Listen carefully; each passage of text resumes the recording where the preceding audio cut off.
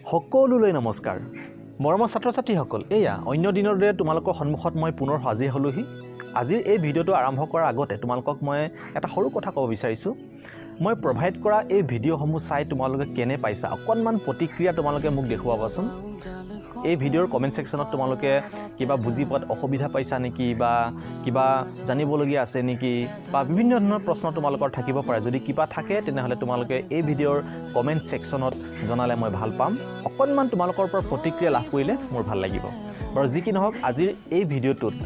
মই তোমালোকৰ বাবে লৈ আহিছো ইংৰাজীৰ প্ৰিপজিশন সম্বন্ধে কিছু কথা প্ৰিপজিশন তোমালোকে শব্দটো নিশ্চয় শুনিছা গতিকে এই প্ৰিপজিশন মানেনো কি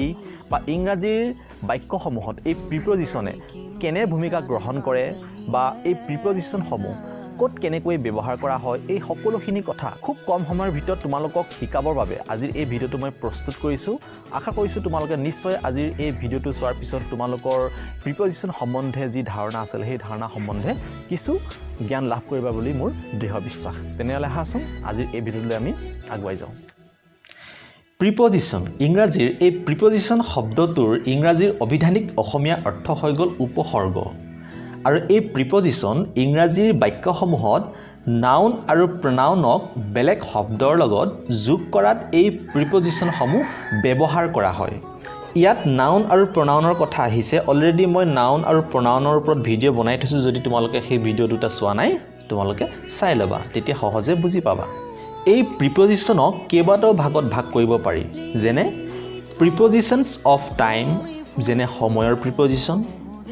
প্ৰিপজিশনছ অফ ডাইৰেকশ্যন মানে দিশৰ প্ৰিপজিশন আৰু প্ৰিপজিশন অফ প্লেচ মানে স্থানৰ প্ৰিপজিশন এতিয়া প্ৰিপজিশন অফ টাইম বুলি কোৱাৰ লগে লগে যেনে ধৰি লোৱা বিফৰ আফটাৰ নাও নেভাৰ ইত্যাদি ঠিক তেনেকৈ প্ৰিপজিশনছ অফ ডাইৰেকশ্যন মানে দিশৰ প্ৰিপজিশন বুলি ক'লে আমি বুজিব লাগিব যে টুৱাৰ্ডছ ডাউন আপ ষ্ট্ৰেইট ইত্যাদি আৰু বহুতো আছে মই ইয়াত মাত্ৰ কেইটামান উদাহৰণ দিছোঁ তোমালোকে বুজি পাবৰ বাবে ঠিক তেনেকৈ প্ৰিপজিশনছ অফ প্লেচ বুলি ক'লে যেনে ইন অন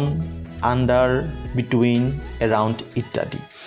গতিকে আজিৰ এই ভিডিঅ'টোত মই তোমালোকৰ লগত আলোচনা কৰিম প্ৰিপজিশনছ অফ প্লেচ মানে স্থানৰ প্ৰিপজিশনৰ বিষয়ে তেন্তে আহাচোন আজিৰ এই ভিডিঅ'টো আমি সকলোৱে মনোযোগেৰে উপভোগ কৰোঁ মৰমৰ ছাত্ৰ-ছাত্ৰীসকল আজিৰ এই ভিডিঅ'টোত মই তোমালোকৰ লগত যিমান কেইটা প্ৰিপজিশন আলোচনা কৰিম প্ৰতিটোৰে মই উদাহৰণ সহকাৰে তোমালোকক দেখুৱাই দিম তোমালোকে তেতিয়া সহজে বুজি পাবা যে আচলতে এই প্ৰিপজিশনটো কি অৰ্থত ব্যৱহাৰ কৰা হয় আমি প্ৰথমেই শিকোঁ আহা ইনৰ বিষয়ে ইন মানে হৈছে যে দিশ বিষয়ক বা সময় বিষয়ক বা স্থান বিষয়ক এনে অৰ্থ প্ৰকাশ কৰে ইনে তোমালোকে উদাহৰণটো চোৱা বুজি পাবা ভালকৈ ইয়াত দিয়া আছে যে may I come in sir তোমালোকে স্কুলত কৈয়ে থাকা যে may I come in sir যে তোমালোকে যেতিয়াই বিদ্যালয়ত থাকোঁতে বাহিৰলৈ যাবলগীয়া হয় যোৱাৰ পিছত তোমালোকে যেতিয়া সোমোৱা ক্লাছৰুমত তেতিয়া শিক্ষকৰ অনুমতি এনেকৈ লোৱা নিশ্চয় যে may I come in ma'am বা ছাৰ নহয়নে গতিকে ইয়াত মই ভিতৰলৈ সোমাব পাৰোঁনে ভিতৰলৈ ইন শব্দটোৱে সেই অৰ্থ প্ৰকাশ কৰিছে নহয়নে বাৰু দ্বিতীয় উদাহৰণটো তোমালোকে চোৱা ইয়াত দিয়া আছে যে the milk in the bottle তাৰ মানে গাখীৰখিনি বটলটোৰ ভিতৰত আছে গতিকে ইনে এই বাক্যটোত কি ভূমিকা গ্ৰহণ কৰিছে তোমালোকে নিশ্চয় বুজি পাইছা তেনেহ'লে এবাৰ আমি আগুৱাই যাওঁ আহা এবাৰ আমি জানো আহা অন প্ৰিপজিশনৰ বিষয়ে অন মানে হৈছে সাধাৰণতে ওপৰত অন বুলি ক'লে ওপৰত আমি বুজো উদাহৰণটো চোৱা আই স্লিপ অন দ্য বেড আমি কি কৰোঁ বাৰু আমি বিচনাখনৰ ওপৰত হওঁ নহয়নে দ্বিতীয়টো চোৱা a monkey sitting on the tree যে বান্দৰটো গছজোপাৰ ওপৰত বহি আছে অন প্ৰিপজিশনটো এই বাক্যকেইটাত ব্যৱহাৰ কৰাৰ লগে লগে কি হৈছে সেই বাক্যটো ফুটি উঠিছে নহয়নে বাৰু যেনে I sleep on the bed মই বিচনাখনৰ ওপৰত হওঁ a monkey sitting on the tree বান্দৰটো গছজোপাৰ ওপৰত বহি আছে নিশ্চয় বুজি পাইছা অন ক'ত কেনেকৈ ব্যৱহাৰ কৰা হয় এবাৰ তোমালোকে চোৱা বিটুইন প্ৰিপজিশনৰ বিষয়ে বিটুইন মানে হৈছে মাজত মানে যিকোনো দুটা বস্তুৰ মাজত এতিয়া চোৱাচোন উদাহৰণটো চোৱা a a river flows between those two hills তাৰ মানে দুফালে দুটা পাহাৰ আছে আৰু সেই পাহাৰ দুটাৰ মাজেদি এখন নৈ বৈ আহিছে বা বৈছে উদাহৰণটো চোৱা there is a garden between my house and the road তাৰ মানে মোৰ ঘৰটো আৰু ৰাস্তাটোৰ মাজত এখন ফুলনি বাগিচা আছে ফুলনি বাগিচাখন ক'ত আছে মোৰ ঘৰটো আৰু ৰাস্তাটোৰ মাজত গতিকে মোৰ ঘৰটো আৰু ৰাস্তাটোৰ মাজত বুজাবলৈ আমি কি প্ৰিপজিশ্যন ব্যৱহাৰ কৰিছে ইয়াত বিটুইন প্ৰিপজিশ্যন নহয়নে বাৰু নিশ্চয় তোমালোকে বুজি পাইছা এইবাৰ চোৱা তোমালোকে এৰাউণ্ডটো হৈ গ'ল এটা প্ৰিপজিশ্যন এৰাউণ্ড মানে হৈছে চাৰিওফালে বা ওচৰে পাজৰে এতিয়া উদাহৰণটো চোৱাচোন do you live around somewhere near তাৰ মানে তুমি এইখিনিৰ ওচৰে পাজৰে বসবাস কৰা নেকি গতিকে এইখিনিৰ ওচৰে পাজৰে এই বস্তুটো বুজাবৰ বাবে আমি এই বাক্যটোত এই এৰাউণ্ড প্ৰিপজিশ্যনটো ব্যৱহাৰ কৰিছোঁ ইয়াৰ পিছৰ উদাহৰণটো চোৱা kids R playing around the tree সৰু সৰু ল'ৰা ছোৱালীখিনিয়ে ক'ত খেলি আছে সৰু সৰু ল'ৰা ছোৱালীখিনিয়ে বা ল'ৰা ছোৱালীকেইটাই গছজোপাৰ চাৰিওফালে বা ওচৰে পাজৰে খেলি আছে গতিকে গম পাইছা এৰাউণ্ড প্ৰিপজিশ্যনটো ক'ত কেনেকৈ ব্যৱহাৰ কৰা হয় মোৰ ছাত্ৰ ছাত্ৰীসকল এইবাৰ আমি শিকো আহা এই আণ্ডাৰ প্ৰিপজিশ্যনটো ক'ত কেনেকৈ ব্যৱহাৰ কৰা হয় আণ্ডাৰ মানে হৈছে তলত উদাহৰণটো চোৱাচোন the dog was sleeping under the table তাৰ মানে কুকুৰটো বিচনাখনৰ তলত শুই আছিল ইয়াৰ পিছৰটো চোৱা my shoe was laying under the bed তাৰ মানে মোৰ জোতাযোৰ বিচনাখনৰ তলত পৰি আছিল তোমালোকে নিশ্চয় বুজি পাইছা আণ্ডাৰ প্ৰিপজিশ্যনটো কেনেকৈ ইয়াত ব্যৱহাৰ কৰা হৈছে এইবাৰ আমি এড প্ৰিপজিশ্যনৰ বিষয়ে শিকো আহা এড মানে কি অসমীয়াত মই কৈ দিয়াতকৈ তোমালোকে উদাহৰণ দুটা চালে বেছি ভালকৈ বুজি পাবা চোৱাচোন প্ৰথম উদাহৰণটো চোৱা I am standing at the signal তাৰ মানে মই সিগনেলত থিয় হৈ আছিলো ক'ত মই থিয় হৈ আছিলো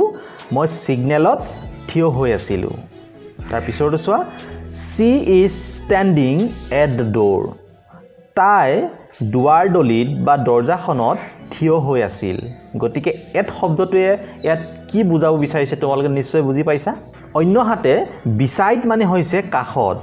beside টো হৈ গ'ল এটা প্ৰিপজিশ্যন গতিকে আমি জানোচোন আহা beside প্ৰিপজিশ্যনটো কেনে অৰ্থত ব্যৱহাৰ কৰা হয় প্ৰথম উদাহৰণটো চোৱা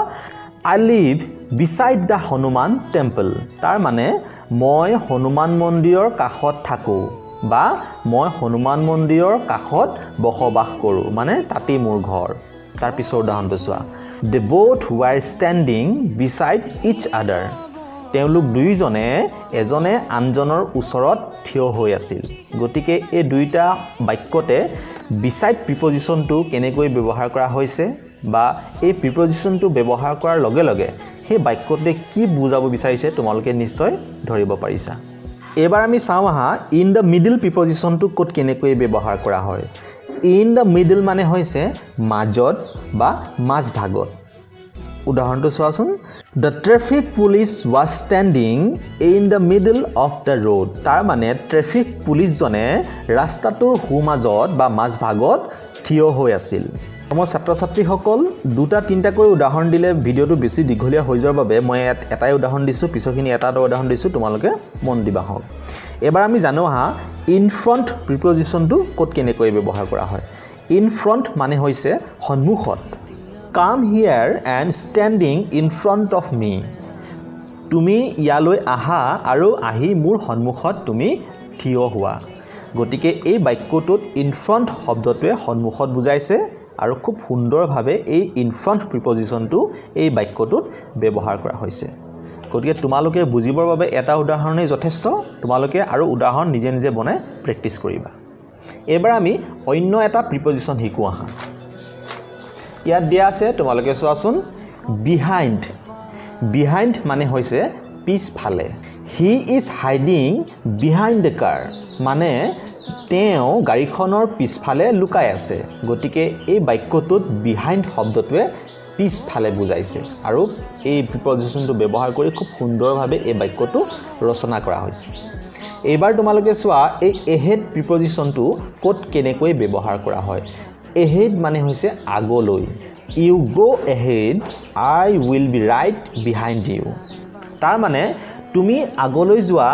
মই তোমাৰ পিছত আছো বা মই তোমাৰ পিছে পিছে আছো তোমালোকে নিশ্চয় কেতিয়াবা এনে বাক্য কৈছা যে তুমি প্ৰথমে আগলৈ যোৱা তাৰ পিছে পিছে ময়ো তোমাৰ পিছে পিছে আগলৈ গৈ আছো এনে বাক্য তোমালোকে নিশ্চয় কোৱা গতে তেনে ক্ষেত্ৰত এই ahead শব্দটো ব্যৱহাৰ কৰা হয় go ahead এনেকেও কয় মানুহে ৰাস্তাত বিভিন্ন ধৰণৰ ট্ৰাফিক সিগনেলত তোমালোকে নিশ্চয় দেখিছা go ahead বুলি লিখা থাকে বুজিছানে মানে তোমাক আগলৈ যাবলৈ কৈছে এবাৰ চোৱা তোমালোকে next to মানে হৈছে অসমীয়াত পাছৰটো my house is next to the temple তাৰ মানে মন্দিৰটোৰ পাছৰ ঘৰটোৱেই মোৰ ঘৰ এবাৰ চোৱা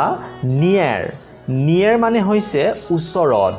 গতিকে উদাহৰণটো চাওঁ এবাৰ আমি she was standing near me তাই মোৰ ওচৰত থিয় হৈ আছিল এই যে আজি মই তোমালোকক কলো যে near next to ahead behind তাৰ পিছত in front in the middle beside at তাৰ পিছত under around between on in ইত্যাদি আটাইবোৰে হৈ গ'ল একোটা ইংৰাজীৰ ভাষাটোৰ একোটা প্ৰিপজিশন গম পাইছানে আৰু প্ৰিপজিশনে কি কাম কৰে তোমালোকক ইতিমধ্যে মই কৈছোৱে যে ইংৰাজীৰ বাক্যসমূহত নাউন আৰু প্ৰনাউনক বেলেগ শব্দৰ লগত এই প্ৰিপজিশনসমূহে যোগ কৰে আৰু এটা মিনিংফুল বাক্য গঠন কৰে আজিৰ এই ভিডিওটোৰ দ্বাৰা তোমালোক নিশ্চয় উপকৃত হৈছা বুলি মই ভাবিছোঁ যদি তোমালোকে উপকৃত হৈছা যদি তোমালোকে আজিৰ এই ভিডিওটো চাই ভাল পালা তেনেহ'লে তোমালোকে তোমালোকৰ বন্ধু-বান্ধৱীৰ সৈতে আজিৰ এই ভিডিওটো তোমালোকে শ্বেয়াৰ কৰি দিবা বা অন্যান্য ভিডিওসমূহ তোমালোকে শ্বেয়াৰ কৰিবা দেখিছানে সবফালে জংঘল হাবিবন তোমালোকৰ ঘৰৰ ওচৰৰে পাজৰে নিশ্চয় এই ধৰণৰ হাবি জংঘল আছে তোমালোকে সেই সময়ত ঘূৰি নুফুৰিবা আজৰি মানে পালো বুলি বা স্কুল বন্ধ আছে বুলি কাৰণ বৰ্তমান গৰমৰ দিন চলি আছে সাপ খুব বহুত ইফালে সিফালে ঘূৰি থাকে গতিকে সাৱধানে থাকিবা কিন্তু আৰু পঢ়া শুনা তোমালোকে একেবাৰে নৰিবা তেন্তে অন্য এটা ভিডিঅ'লৈ তোমালোকৰ মাজত মই পুনৰ উপস্থিত হোৱাৰ আশাৰে আজিলৈ তোমালোকৰ পৰা ইমানতে বিদায় মাগিছোঁ ধন্যবাদ